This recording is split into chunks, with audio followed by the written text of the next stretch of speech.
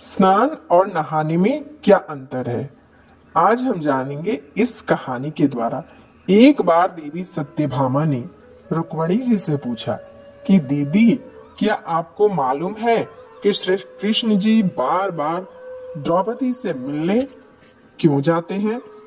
कोई अपनी बहन के घर बार बार मिलने थोड़ी ना जाता है।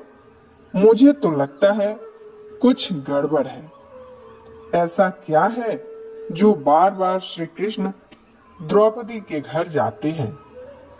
तो देवी रुक्मणी ने कहा, बेकार की बातें मत करो, यह बहन भाई का पवित्र संबंध है।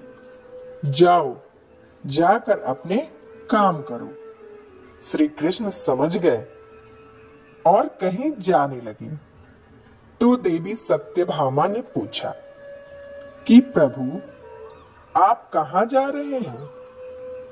तब श्री कृष्ण जी ने कहा कि मैं द्रौपदी के घर जा रहा हूं।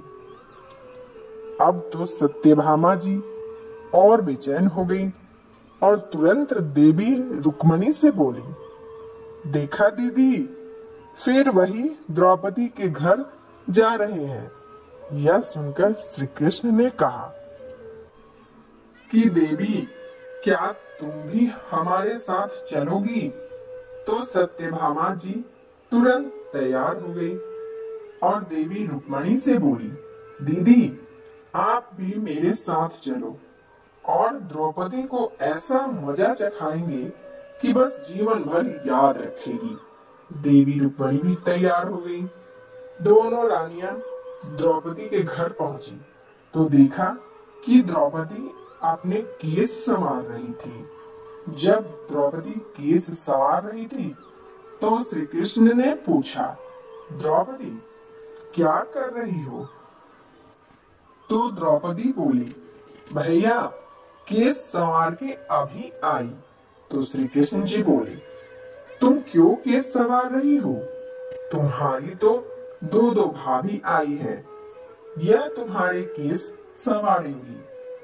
फिर श्री कृष्ण ने देवी सत्यभामा से कहा, तुम जाओ और द्रौपदी के सिर में तेल लगाओ, और देवी रुक्मणी, तुम जाकर द्रौपदी की चोटी करो। सत्यभामा जी ने रुक्मणी जी से कहा, बड़ा अच्छा मौका मिला है। ऐसा तेल लगाऊंगी कि इसकी खोपड़ी के एक एक बाल को तोड़ के रख दूंगी।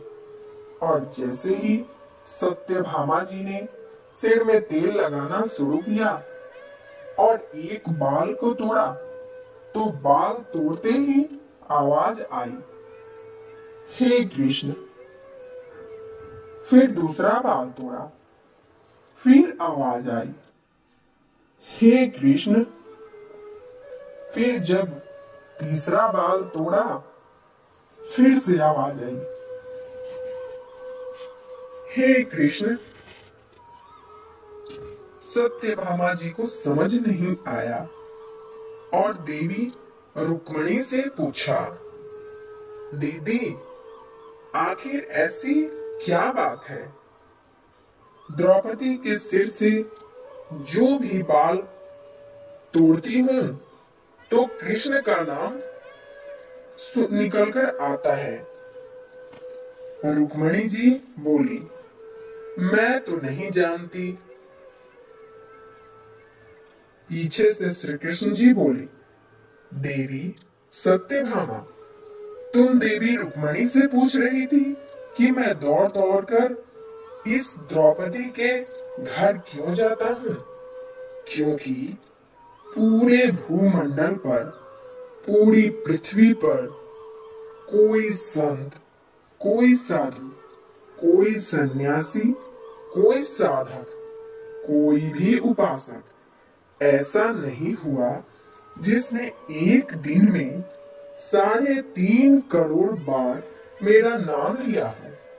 यह केवल ऐसी है जो एक दिन में 3.5 करोड़ बार मेरा नाम लेती है।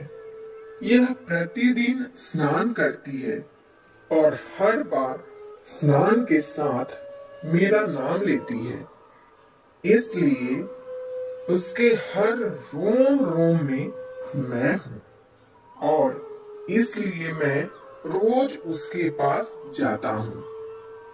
इसे कहते हैं स्नान, जो देवी द्रौपदी प्रतिदिन किया करती थी। हम जो रोज साबुन, शैम्पू और तेल लगाकर अपने तन को स्वच्छ करते हैं, इसको केवल नहाना कहा गया है।